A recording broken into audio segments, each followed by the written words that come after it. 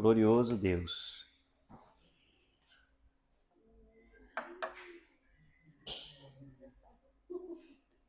Deus maravilhoso. Hoje estaremos dando continuidade aos estudos. Estudo esse que tem por título Milênio, chamados para reinar. Já passamos pelo estudo de número 1,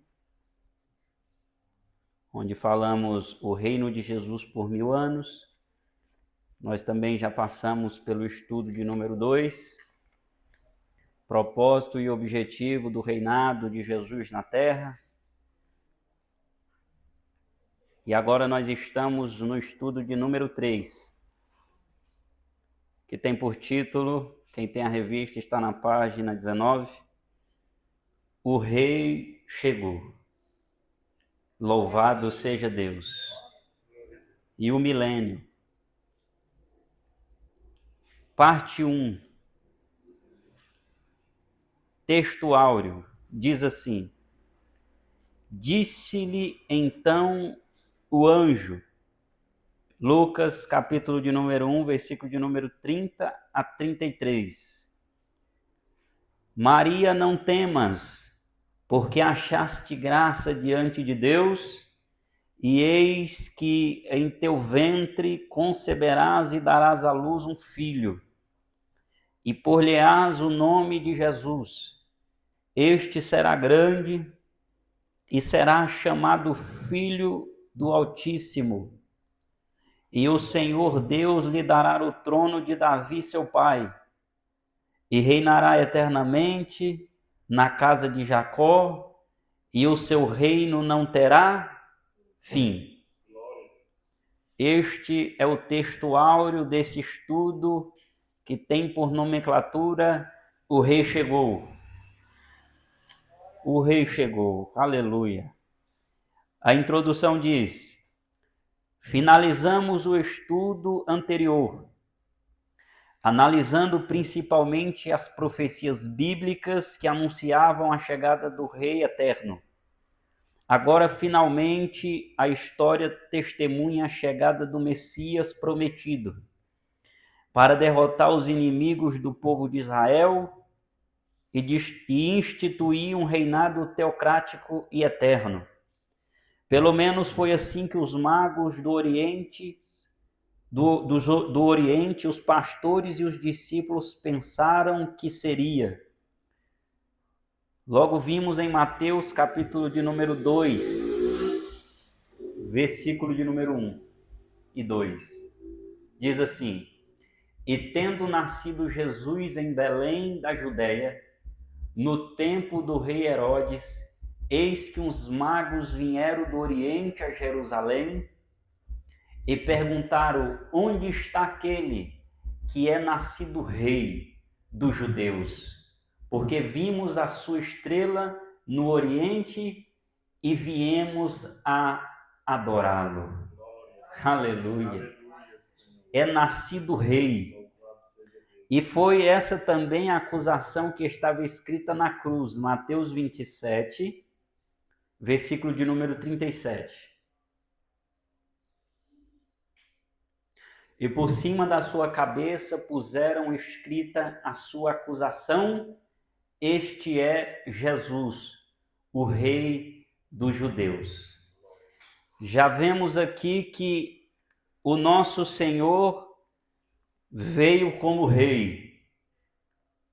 E louvado seja Deus. É fato que os judeus, na época de Jesus Cristo, aguardavam ansiosamente o cumprimento literal das promessas do reino teocrático, anunciado no Antigo Testamento. Mas o plano de redenção ia muito além do Estado de Israel. Era algo que alcançaria, marcaria e mudaria toda a humanidade para sempre. E foi exatamente neste ponto específico que os judeus da época de Jesus falharam na compreensão das promessas feitas a Israel. E assim, na sua imensa maioria, o rejeitaram como sendo o Messias. O que aconteceu aqui foi simplesmente porque o povo judeu olhava para as escrituras sagradas, o povo judeu conhecia as promessas que estavam nas escrituras, eles sabiam das promessas sobre Jesus Cristo, porém eles aguardavam Jesus para cumprir literalmente já ali na primeira vinda. E isso vai acontecer, mas vai acontecer quando Jesus vir no milênio, do jeito que eles pensavam. Mas eles pensaram que já seriam ali, na primeira vinda do rei, ele já iria assumir tudo, todo o poder e toda a autoridade, não que não assumiu, mas de forma literal, naquela época, ia assumir o governo da época, ia tirar Roma do poder, porque era Roma que tinha todo o poder na época, e tinha o poder sobre a Judéia, e eles estavam sob esse poder de Roma, e eles pensavam que sairiam deste sofrimento, sairiam das mãos de Roma, naquela época que Jesus chegou, na primeira vinda de Jesus. Então, quando Jesus chega, não com roupas reais, não com cavalo manga larga, né, mas chega com roupa simples e montado no jumentinho. Eles não entenderam. Eles falaram assim, mas como você diz que é rei nosso, rei dos judeus, é o nosso rei, se você não está tomando o poder de Roma e você não está com espada na mão, com armaduras e vestes reais? Aí parafuso na cabeça deles. Eles ficaram, não entenderam, eles ficaram confusos. Porque mesmo Jesus tentando explicar que o reino que ele trazia agora era o reino espiritual, não era de forma literal, não seria naquela época. E até os discípulos, tá bom? Não só os judeus, não só o povo ali, não só os sacerdotes, mas até os discípulos que andaram com Cristo, mesmo depois de Jesus ressuscitado em Atos, capítulo número 1, eles pensavam que Jesus tomaria o poder ali. Eles falaram, não, agora o Messias já morreu, ressuscitou, como a palavra dizia, cumpriu as promessas, agora Jesus vai assumir o poder. O que eles perguntam para Jesus? É neste tempo que o Senhor devolverá o reino a Israel? Não é isso que eles perguntam? Lá em Atos, capítulo número 1, vê se é o versículo de número 6, por gentileza. Atos 1, 6. Olha o que diz. Aqueles, pois, que se haviam reunido, perguntaram-lhe, dizendo, Senhor, restaurarás tu neste tempo o reino a Israel? Eles pensam, mesmo depois de Jesus ter ressuscitado, ensinado tanto, eles andaram com Jesus, eles não entenderam, os discípulos. Aí como é que você vai julgar os judeus? Como é que você vai julgar os sacerdotes? Eles não entenderam. Eles não entenderam que Jesus veio, como Jesus diz, como uma galinha querendo juntar os pintinhos de baixo. Eles não entenderam. Então, por isso que eles pensavam que Jesus ia assumir ali, na primeira vinda, todo o cumprimento literal das Escrituras. Mas isso sabemos que vai ser um pouco mais para frente. Porque aqui Jesus chegou, é o tema do estudo. Jesus chegou, o Messias chegou.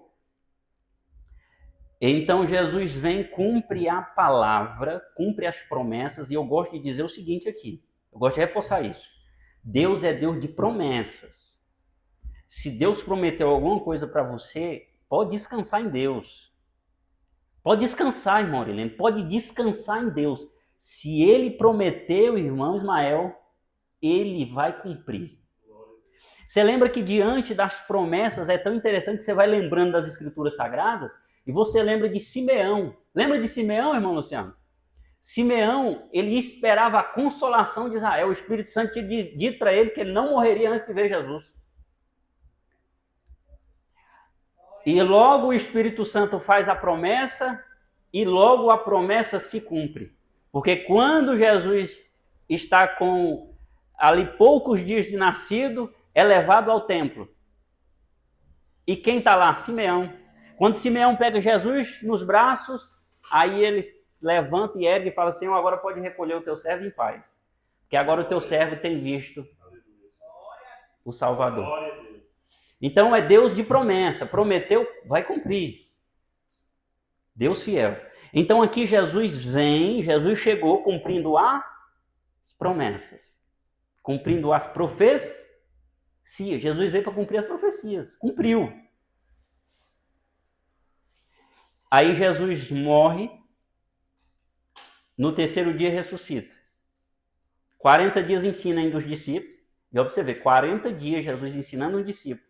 3 anos de ministério. Jesus morre, depois de Jesus ressurreto, 40 dias ainda, andando com os discípulos. Ó, vocês têm que fazer isso, ó, tem que fazer isso. E no dia que Jesus vai ascender aos céus, qual é a pergunta? Você acha que entenderam? Eles vieram, obrigado, Deus abençoe. Eles vieram compreender depois a igreja primitiva, quando eles começaram a fazer os milagres, quando o Espírito Santo desce em Atos 2, quando Pedro faz a primeira pregação e muitos ali, mais de 3.000 almas se rendem a Cristo. Aí eles entenderam. Quando ele está entrando em Atos 3, que a porta formosa, Pedro faz um milagre, em nome de Jesus, o aleijado começa a andar. Eles entenderam ali. Jesus estava explicando para eles em 3 anos. 3 anos de ministério, depois de ressurreto, 40 dias. Então Jesus vem, cumpre as profecias, é levado aos céus. O Espírito Santo desce e começa a era da igreja, que é a época que nós estamos vivendo. Já foi ensinado o estudo 1 e 2 sobre isso. Estou só passando aqui para a gente relembrar. Mas nós estamos vivendo na época da igreja agora. Agora, aquele que de Jesus, que perseverar até o fim, será salvo. Qual é a próxima etapa? Jesus arrebatar a igreja. Quem perseverar será salvo. A próxima etapa, Jesus arrebata a sua igreja. Eu fico imaginando aquela musiquinha, aquele som, né? Tan, tan, tan, tan, tan, tan, tan, tan, tan. Tan, tan, tan, tan, tan, tan, tan, tan, tan, tan, tan. Aí todo mundo olha porque sabe que é notícia. Os crentes sumiram. Os crentes sumiram. Avião caiu porque o piloto sumiu. Aquela confusão e nós lá no céu. Cantando com Jesus.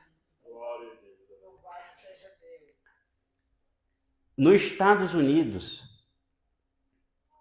se eu tiver errado, alguém me corrige. Uma aeronave não pode ser pilotada por 2 crentes. Nos Estados Unidos. É um crente e um ímpio, 2 pilotos. Porque eles sabem que no dia do arrebatamento, o piloto vai sumir.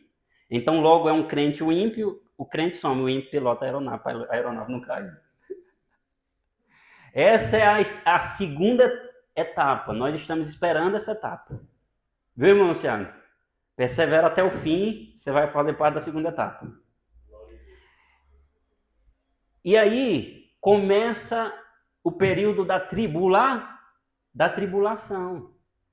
Que nós aprendemos que são 7 anos de tribulação. Nós estaremos louvando a Jesus, cantando hinos e tudo, e a tribulação vai estar rolando. Depois de 7 anos de tribulação, diz a palavra que haverá um sinal no céu. Jesus desce com autoridade, dá ordem aos anjos, anjos tocam as trombetas, e é reunido dos 4 cantos dos céus todos os salvos, ou seja, todos os escolhidos. E nós reinaremos por 1000 anos. Depois dos 1000 anos, nós sabemos que o falso profeta e o anticristo serão lançados no lago de fogo. E nós partiremos para a eternidade, cantando hinos e louvando a Deus. Essa é a história de Jesus, essa é a nossa história, essa é a história do povo de Deus. Isso é palavra de Deus. Então eles não entenderam. Por isso que o próximo tópico é o reino teocrático na primeira vinda de Cristo. Foi admitido universalmente por escritores importantes, a despeito de suas respectivas opiniões quanto ao reino em si. Que os judeus, mesmo os devotos, acreditavam na vinda pessoal do Messias, na restauração do trono e do reino davídico, no reinado pessoal do Messias no trono de Davi, na exaltação resultante de Jerusalém e da nação judaica e no cumprimento das descrições milenares daquele reino. Também se reconhece que as afirmações de Lucas coloca Atos. Não, por enquanto seguro, por gentileza, deixa eu terminar o raciocínio. Inclui a crença acima e que, até pelo menos o dia de Pentecostes, os judeus, os discípulos e até mesmo os apóstolos acreditavam dessa forma e esperava tal restauração do reino davídico. Foi o que eu acabei de dizer. E nós colocamos Atos 1,6. O texto para explicar esse aí que já está aberto. Eles esperavam não só os judeus, mas também os apóstolos. Com poder ampliado e glória apropriada à majestade do rei prometido. E também que os piedosos de outras épocas seriam ressuscitados dentre os mortos para dele desfrutar. Sim, o rei havia chegado, e o seu reino também, como podemos observar em Mateus capítulo de número 3, versículo de número 1 e 2. E naqueles dias apareceu João Batista pregando no deserto da Judéia e dizendo: arrependei-vos, porque é chegado o reino dos céus. Eu lendo em casa eu achei interessante, porque vamos lá. O anjo desce e anuncia para Maria que ela conceberia um filho do Espírito Santo e lhe daria o nome de Emanuel. Deus conosco, correto? E olha só, e o anjo diz que Isabel já estava de 6 meses. Porque primeiro, o Ananias dentro do templo, na hora da oferta, o anjo vai lá e fala com ele. A Isabel vai ter um menino. Ele vai vir com poder e autoridade. E ele não acredita e ele fica o quê? Ele fica mudo. Foi 6 meses. Depois de 6 meses, o anjo vai falar com Maria, dizendo a respeito do que eu acabei de dizer. Ou seja, o que eu quero dizer é o seguinte, quando João Batista começou a pregar, Jesus Cristo já era nascido. Mas ele estava em anonimato. Porque Jesus começou seu ministério com quantos anos? Com 30. Então, irmão Paulo, eu fiquei pensando nisso.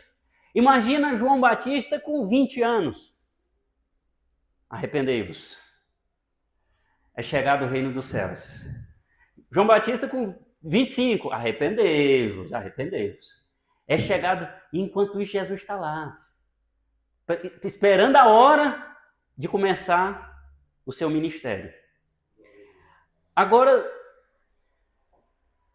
imagina a expectativa desse rapaz aí. Porque ele sabia, porque Deus já tinha falado para ele. Aquele que você batizar e o Espírito Santo descer sobre ele, esse é o Cristo. Já tinha falado para ele, irmão Paivinha. Então o João Batista ele já sabia, ele estava esperando. Ansioso. Agora imagina você sabendo dessa informação e você pregando a palavra e ansioso por aquele dia. Até no dia que ele estava lá no Jordão e ele avista. Que dia, hein? Imagina nós servimos a Deus com tanta alegria, nós servimos a Deus com tanto temor, com tanto tremor, com tanta fé. E já não foi feito tantas promessas. Uma delas, a do arrebatamento da igreja, nós sermos salvos. Quando chegar esse dia, não vai ser tão especial? Não vai ser especial? Não é especial quando Deus faz uma promessa para nós e a promessa se cumpre? Você vê a promessa vindo, você começa a glorificar a Deus. Imagina a promessa que foi feita a Simeão, quando ele pegou Jesus nos braços, ele se emociona. Meu Deus, eu estava esperando isso, chegou, a promessa chegou, se cumpriu. E ele vê Jesus vindo, no meio das serpentes. Jesus estava vindo no meio das serpentes. O que João Batista falava? Vocês são víboras, não é isso? Raça de... Jesus está vindo no meio das víboras. E ele olha e fica na expectativa. Aí ele vai, pelo Espírito Santo, ele identifica. Pelo Espírito Santo, ele identifica. Eis o Cordeiro de Deus, que tira o pecado do mundo.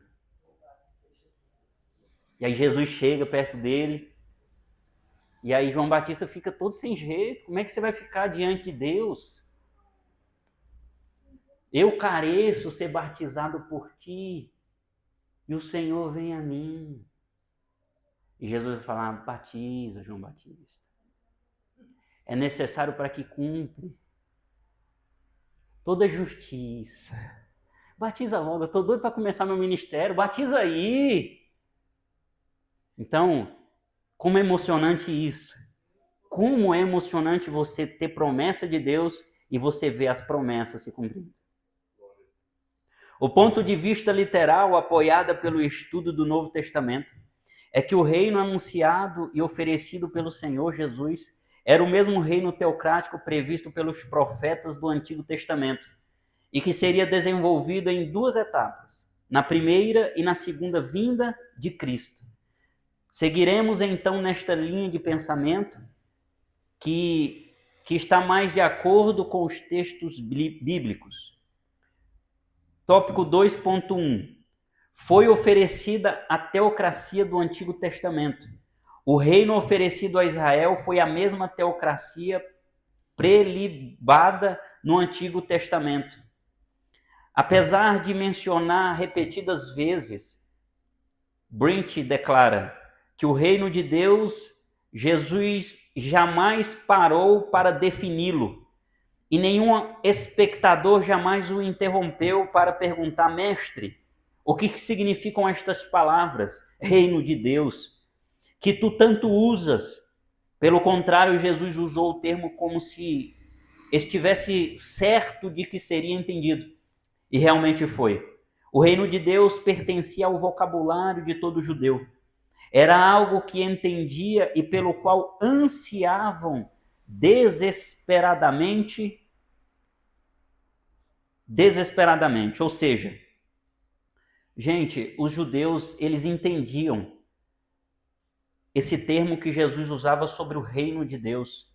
Eles sabiam das profecias, eles sabiam das promessas, eles sabiam porque Jesus usou várias vezes esse mesmo termo e nenhum dos evangelhos você identifica alguém perguntando sobre isso. Mas o que é o reino de Deus? Porque eles entendiam o que era, mas eles não entenderam que seriam em duas etapas. Por isso que fez confusão na cabeça deles. Eles pensavam que ia ser somente em uma etapa.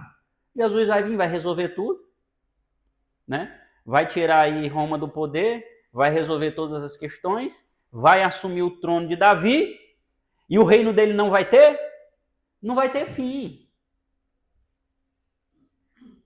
Quando eles perceberam que o reino que Jesus apresentava na primeira etapa era um reino espiritual, e logo Jesus vai falar para Nicodemos, nós sabemos disso. Ô Nicodemos, esse reino que eu tanto falo, esse reino que eu tanto explico, para você ver, é necessário que você nasça de novo. É necessário nascer de novo, Nicodemos, para você enxergar. É por isso que tem muita gente que não enxergou até hoje, porque não nasceu de novo. Está vivendo como uma antiga criatura, não como nova criatura. Porque eu também era desse modo. E eu entendo eles. Eu sei que precisa de uma ação espiritual. Precisa Deus nos atrair até Jesus. Precisa haver aí uma manifestação do Espírito Santo para entrar em você temor, fé e esperança para você passar a crer. O que acontece muitas vezes é algumas pessoas que até têm esse primeiro acesso e eles depois saem. Mas é necessário ser atraídos por Deus até Jesus. Jesus leva nós, Deus leva nós até Jesus, nós sabemos disso.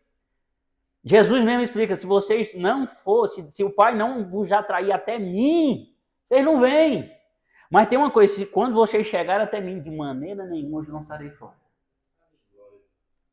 Vou pegar vocês com todo cuidado, vou colocar vocês, igual a galinha faz com os pintinhos, vou deixar vocês protegidos aqui, não os lançarei fora. Mas se eu quiser sair, se vocês quiserem sair, você pode sair. Tem pintinho que sai debaixo da galinha e fica sozinho andando, é teimoso. Quem é de roça sabe. A galinha está ali protegendo e ele está sozinho longe. Aí vem um gavião e faz o que com ele? Leva ele embora, pronto. Aí eu fico imaginando a galinha olhando e falando assim, ó, tivesse ficado aqui... É desse jeito. Então hoje nós temos essa compreensão por isso. E louvado seja Deus por isso, porque Deus colocou isso em nós. Nós temos que louvar Deus todo dia. Porque crer em Jesus Cristo, crer em Deus, fé, verdadeiramente fé, não é fácil. Então nós louvamos a Deus porque hoje habita em nós o Espírito Santo de Deus, que nos ajuda todo dia. Nos dando discernimento, nos dando sabedoria, para entender acerca disso, da história do Mestre, da história do Messias, da história do povo de Deus. De que Jesus veio mesmo. E foi cumprida a primeira etapa. E agora nós esperamos, com fé, irmão Luciano, que se cumpra a segunda etapa. A igreja será arrebatada. Então, diz aqui, o Novo Testamento inicia a proclamação do reino em termos que expressam que ele era previamente bem conhecido. João Batista, Jesus e os 70 todos proclamaram o reino de tal maneira, sem definição ou explicação que indicava que os ouvintes estavam familiarizados com seu significado.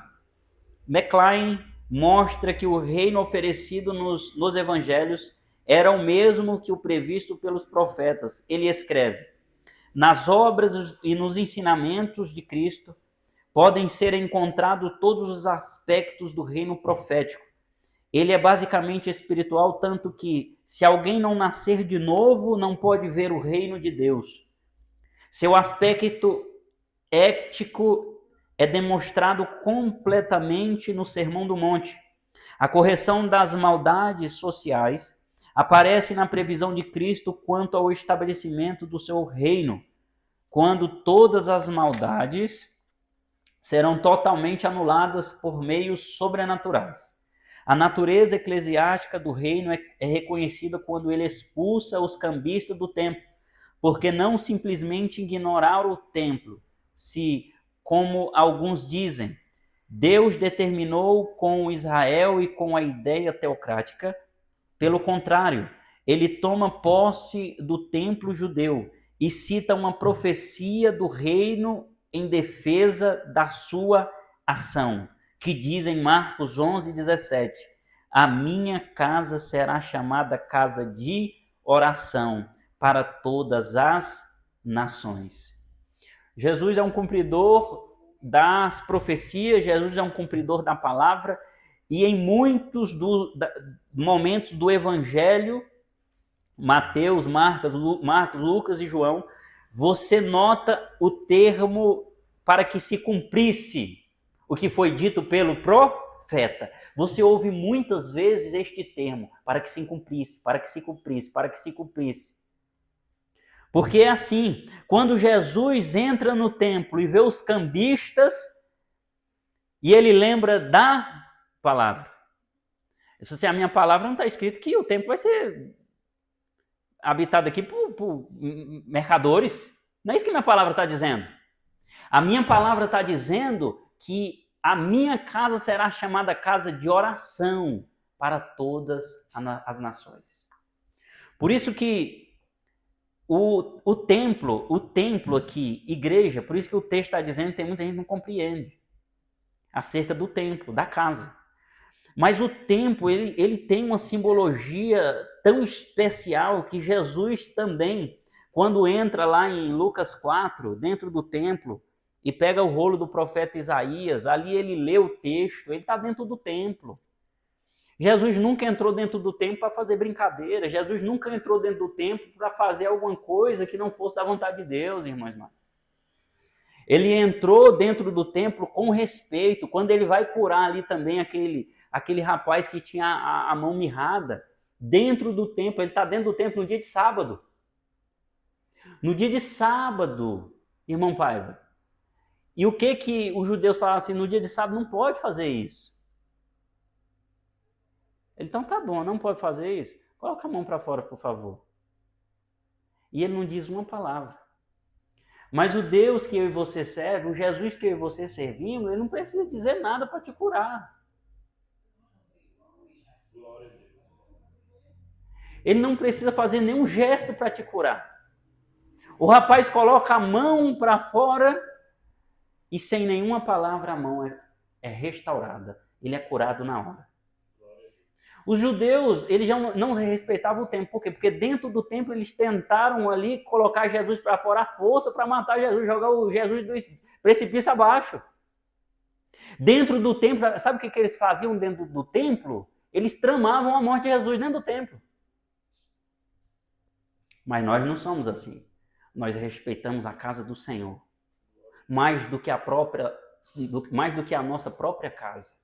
Quando nós viemos aqui não é para brincar. Quando nós viemos aqui não é para badernar, não é para fazer nada contrário da vontade de Deus. Nós viemos aqui e sabemos e temos ciência que aqui é casa de oração. É casa de cura, é casa de milagre. É casa de promessas que se cumprem.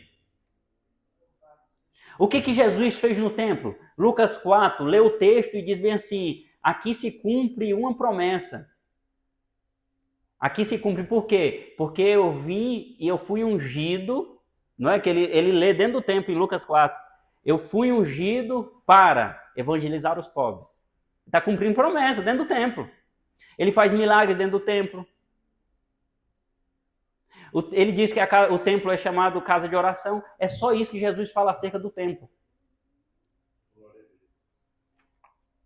Mas olha só o que diz aqui também.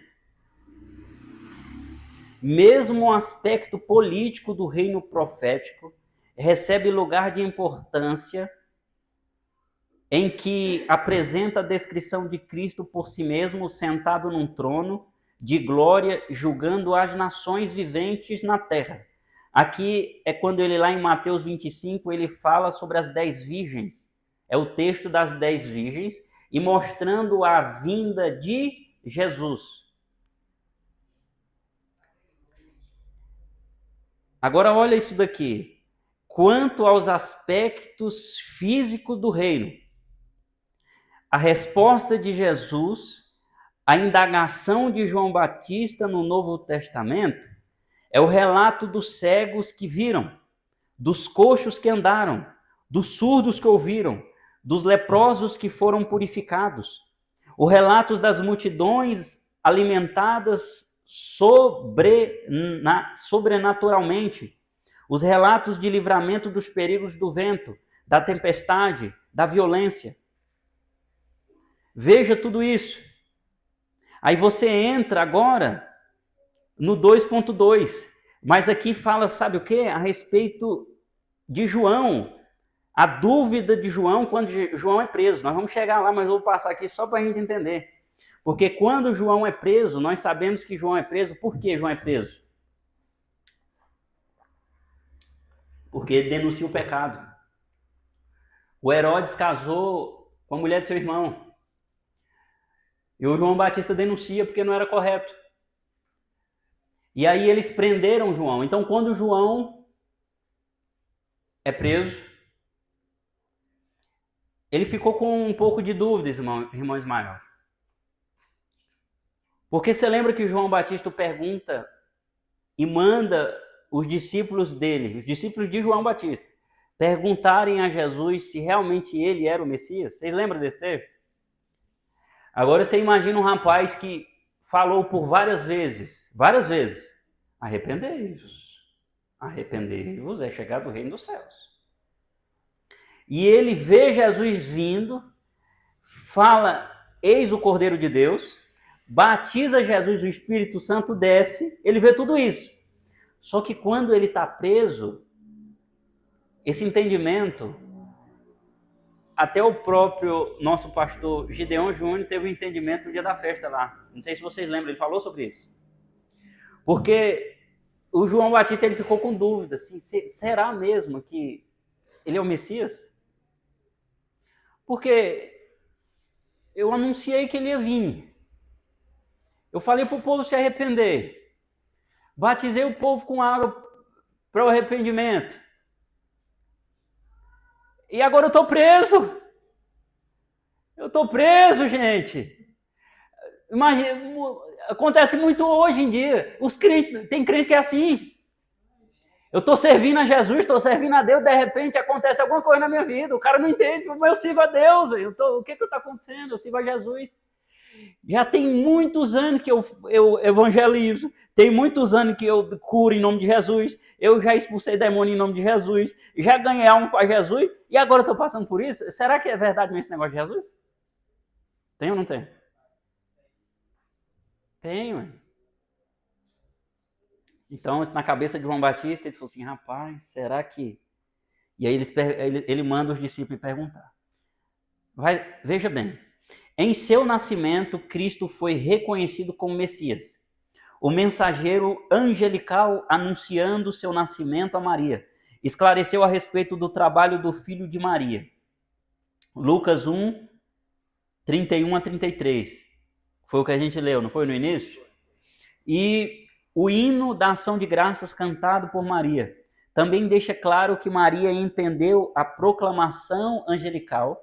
Isabel falou profeticamente sobre a vinda do meu Senhor, antes do seu nascimento, em Lucas 1,43, movida pelo Espírito Santo, em Lucas 1,41, Simeão, que esperava a consolação de Israel. O fato foi revelado e a pessoa de Cristo foi claramente identificada, como observamos por sua profecia em Lucas 2,29.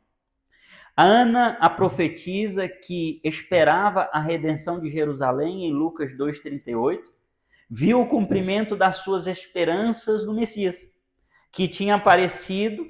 Os reis magos vieram em busca daquele que era o recém-nascido rei dos judeus, em Mateus 2, versículo de número 2, e receberam prova divina de que haviam encontrado aquele em que suas esperanças seriam concretizadas.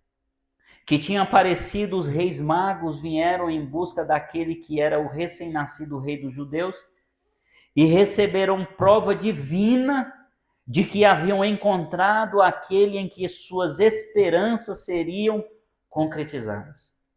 Mateus, escrevendo sobre Jesus como Messias de Israel, inicia seu relato com uma genealogia que remonta à linhagem não apenas, como era de esperar, até Abraão, a cuja descendência ele viria redimir, mas até Davi, sobre cuja linhagem ele viria reinar. Todos os acontecimentos associados e seu nascimento provam sua messianidade. E louvado seja Jesus. Não tem como ter dúvida. Não dá para ter dúvida. Quando você olha para as Escrituras Sagradas, não tem como ter dúvida que o Messias chegou.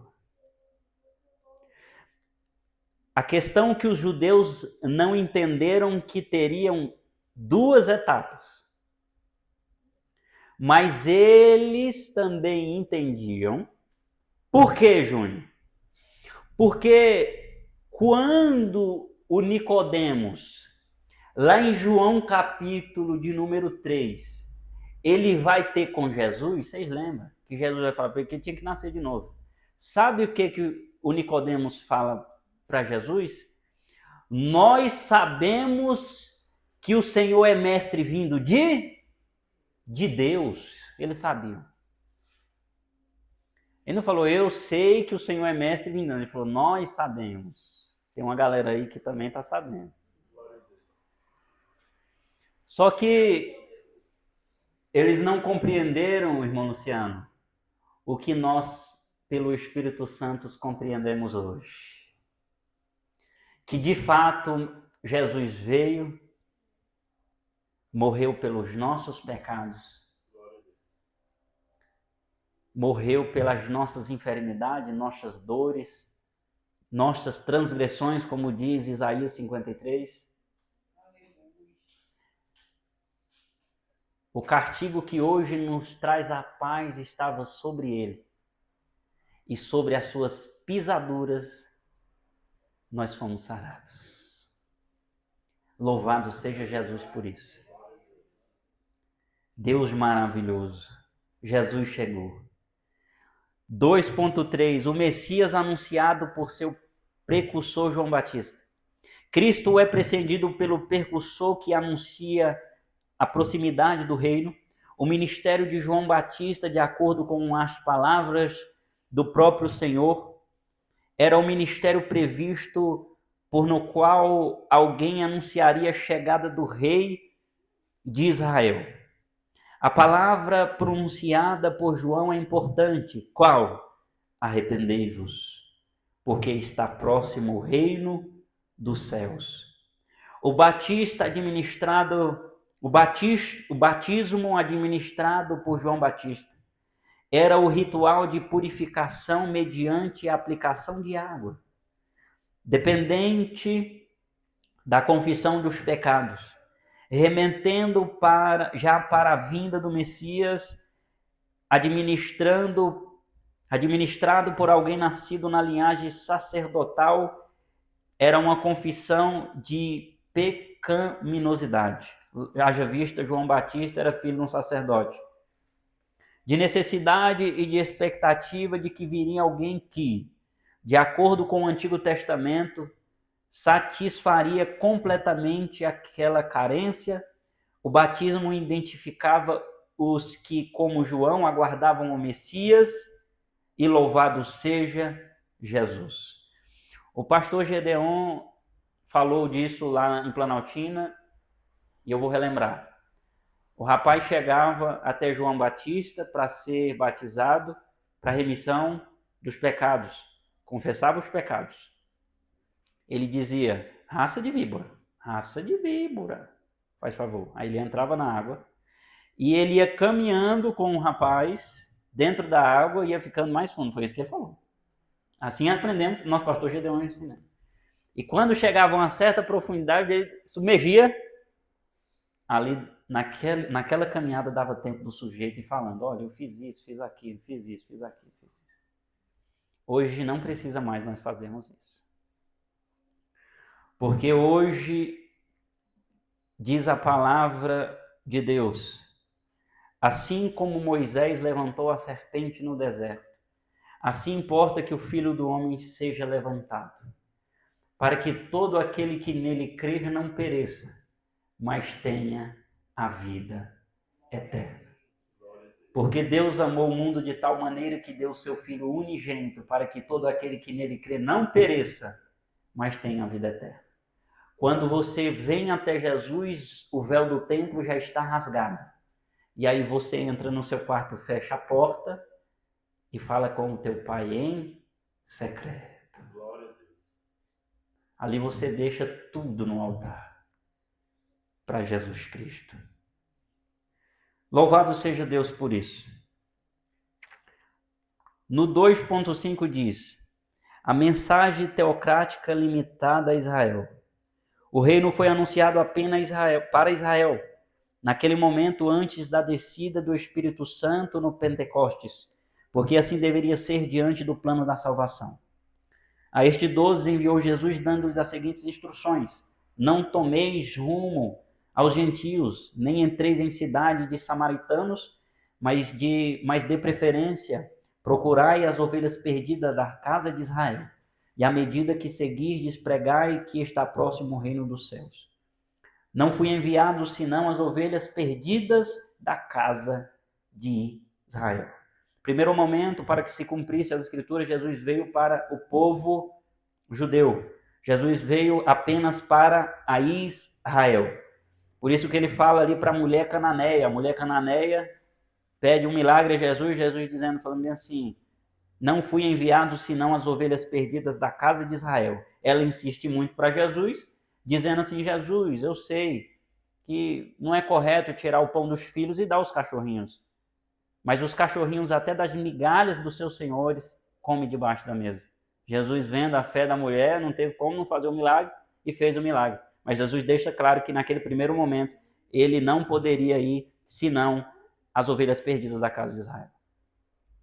E por essa razão que Paulo podia dizer que Cristo foi constituído ministro da circuncisão em prol da verdade de Deus para confirmar as promessas feitas aos nossos pais. Não poderia haver nenhuma bênção universal da aliança abrâmica aplicada aos gentios até Israel ter experimentado a realização do reino teocrático, em cujo rei seriam abençoadas as nações. A mensagem teocrática confirmada, a autenticidade da oferta do reino foi provada por sinais e milagres. Quando João Batista perguntou a Cristo, és tu aquele que estava para vir ou havemos de esperar outro? Sem dúvida, porque João achava que o Messias não poderia ser recebido se o precursor tivesse sido rejeitado, o Senhor respondeu, ide, anunciai a João, diz a ele, o que estáis ouvindo e vendo. Os cegos veem, os coxos andam, os leprosos são purificados, os surdos ouvem, os mortos são ressuscitados e aos pobres está sendo pregado o evangelho. E bem-aventurado aquele que não achar em mim motivo de tropeço. Os sinais dados por Cristo eram evidências do poder que residiria no reino teocrático e manifestações das bênçãos que existiriam no reino. É o que nós entendemos aquela hora dizendo sobre João Batista, estava preso e perguntou, és tu o que havia de vir ou esperamos outro?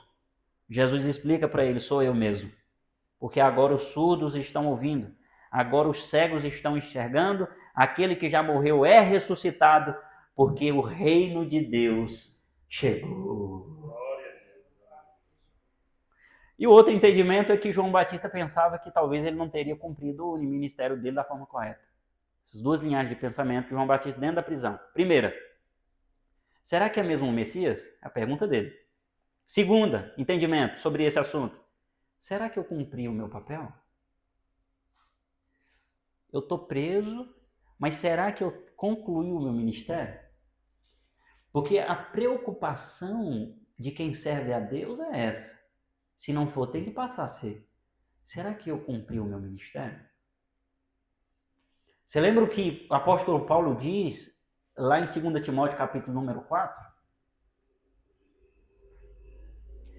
Eis que eu estou sendo oferecido por aspersão de sacrifício e o tempo da minha partida está próximo. Mas tem uma coisa, combati o bom combate. Acabei a carreira e guardei a fé. Essa é a preocupação do crente. Será que eu acabei a carreira? Será que eu combati o bom combate? Foi o pensamento de João. Será que eu acabei minha carreira? Será que eu combati o bom combate? Vou perguntar. Mandou os discípulos perguntar a Jesus. Louvado seja Deus. O relacionamento existente entre o reino e os milagres, sem estes, aquele não pode ser revelado. Que os milagres são uma manifestação do poder que Jesus possuía e exercerá quando estabelecer seu reino durante o milênio. No milênio, vai ser do mesmo jeitinho que Jesus falou aqui para João Batista. Do mesmo jeitinho. Manifestação do poder. Manifestação do poder, irmão Ismael. Mas a palavra, nós está sendo ensinado de uma forma extraordinária, irmão Ismael. Nós está sendo ensinado de uma forma extraordinária, especial. Nós temos que estar atento a isso. O pastor Gedeon Júnior veio nos ensinando. Quando chegou um dia depois, no domingo, o pastor vem com outra palavra, o mesmo entendimento para nós. Vocês são crentes, vocês precisam ir, vocês precisam falar de Jesus, falar dos milagres de Jesus e outra, vocês têm poder. O Espírito Santo habita dentro de vocês. Use o poder de Deus. Nós temos que ser ousados na presença de Deus. Nós precisamos ser ousados na presença de Deus, com autoridade. Quem habita em nós é Deus, o Espírito Santo de Deus. Que a expulsão milagrosa de demônios ou de Satanás é um acontecimento ligado ao reino e sua realização por meio de Cristo e os seus discípulos. É assim demonstrada como previsto em Apocalipse, capítulo 20, do versículo de 1 ao versículo de número 6, que a expulsão milagrosa de demônios por Jesus é um prenúncio, uma demonstração prévia ou prefiguração, como foi a transfiguração do próprio reino. Os milagres, então, são confirmados previamente concedidas de que o reino virá como previsto. Louvado seja Jesus. Os milagres de Jesus são tão variados e importantes à luz do reino que se pode perceber prontamente como ele nos dão a confiança necessária em suas várias exigências e seus vários aspectos. A ressurreição dos mortos está ligada ao reino. O fato de que as chaves da morte estão penduradas ao cinto de Cristo é demonstrado nos milagres de ressurreição dos mortos. Doença, morte são banidas de dentre os herdeiros do reino. Os numerosos milagres de curar várias doenças e restaurar os moribundos, estabelecem o poder existente para realizá-los. A plena perfeição do corpo será desfrutada no reino. Isso é previsto pela eliminação de cegueira, paralisia, surdez, mudez, fome, sede, jejum e muitas outras milagres são substituídos por abundância no reino. Os milagres da alimentação de milhares comprovam o poder previsto que os realizará. O mundo natural estará completamente sob o controle do Messias neste reino. Os milagres da pesca de peixe, da tempestade acalmada, do barco conduzido a seu destino, da caminhada sobre o mar, do peixe que abrigou o imposto, da figueira infrutífera destruída e da muita ridicularizada transformação da água em vinho, mostram que aquele que estabelece esse reino realmente tem poder sobre a natureza. O mundo espiritual, misterioso, invisível, estará como previsto em contato e em comunicação com esse reino. E Jesus prova isso pelos milagres da transfiguração e cura do endemoniado, na expulsão da legião de demônios, da passagem pela multidão sem ser visto e pelos milagres da sua própria morte, ressurreição e ascensão. Realmente não há quase nenhuma característica desse reino previsto que será instituído por obra especial do divino e que também não nos tenha sido confirmada por alguns vislumbres do poder que as realizará. Irmão Ismael, o Messias chegou. Jesus chegou.